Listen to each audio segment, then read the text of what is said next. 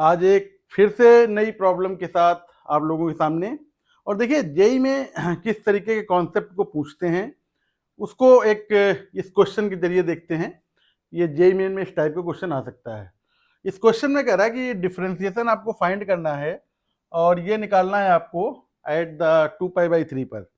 इस टाइप के जब भी क्वेश्चन आएंगे तो उसमें आपको बस ये ध्यान रखना होगा कि मॉड अगर लगा है तो शॉर्ट टेक्निक्स ये है कि इस वैल्यू को उठा के आप इसमें रख दीजिए। इसमें रखते हैं तो देखिए cos 2π/3 आपका नेगेटिव वैल्यू देगा -1/2।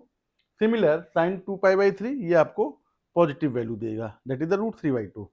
चलिए देखिए कैसे। अगर ये नेगेटिव दे रहा है और ये पॉजिटिव दे रहा है इसका मतलब मॉड हम हटा ही दें। अब तो y इक्वल टू ये मिल जाएगा आपको, नेगेटिव दे रहा है तो हम लोग लिख लेंगे यहाँ पर -cos x और ये पॉजिटिव दे रहा है 2π/3 पर, इसलिए इसे लिखेंगे sin x।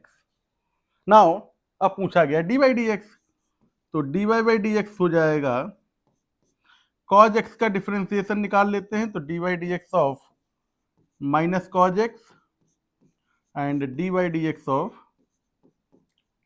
sin x and this will give you, ये sin x हो जाएगा और ये cos x हो जाएगा। ये आपको dy/dx मिल गया। लेकिन किस पर निकालना है आपको था? 2π/3 पर। तो हम लोग वैल्यू पुट कर देंगे यहाँ पर sin 2π/3 similar cos 2π/3। sin 2π/3 that is the √3/2 और cos 2π/3 माइनस का 1/2। 90 + 30 और cos 30 हो जाएगा, sin 30 हो जाएगा, sin 30 1/2 होगा आपका जाके, है ना। तो ये वैल्यू हमारे पास निकल के आती है। अब इसको अगर सॉल्व करेंगे तो हमारे पास देखिए क्या आ जाएगा, √3 - 1/2। तो इस तरह से हमारा ये ऑप्शन बिल्कुल सही है। तो और देखिए दूसरा मेथड क्या है, अगर हम इसी को इसके ग्राफ की बात कर लें तो मॉड ऑफ cos x का ग्राफ देखिए, cos x ऐसा होता है, ये वैल्यू होती है π/2, ये 3π/2। अब आप देख रहे हो यहां से लेकर यहां तक फंक्शन क्या है, बिलो द एक्स एक्सिस है। और जब कोई graph below the x axis होता है, अगर मॉड लगा है तो हम लोग उसको एबव द एक्स एक्सिस ले जाते हैं। तो ये एबव द एक्स एक्सिस जाएगा तो ये रिफ्लेक्ट होके ऐसे गया, इसका काम खत्म हो गया।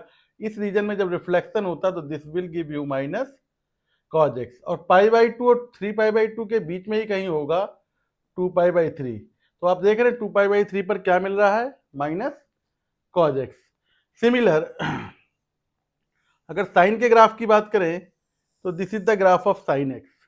ये होता है 0 और ये होता है पाई। अब देख रहे हैं 0 से पाई तक साइन हमेशा पॉजिटिव है, इसलिए इसका मॉड भी एबव द एक्स एक्सिस ही रहेगा, नीचे कोई ग्राफ है नहीं। हाँ, पाई से 2π अगर होता तो पाई से 2π तक अगर ग्राफ जाता तो हम लोग इसको रिफ्लेक्ट कराते और ये रिफ्लेक्ट होके आ जाता, इसका काम खत्म हो जाता, ये -sin x देता।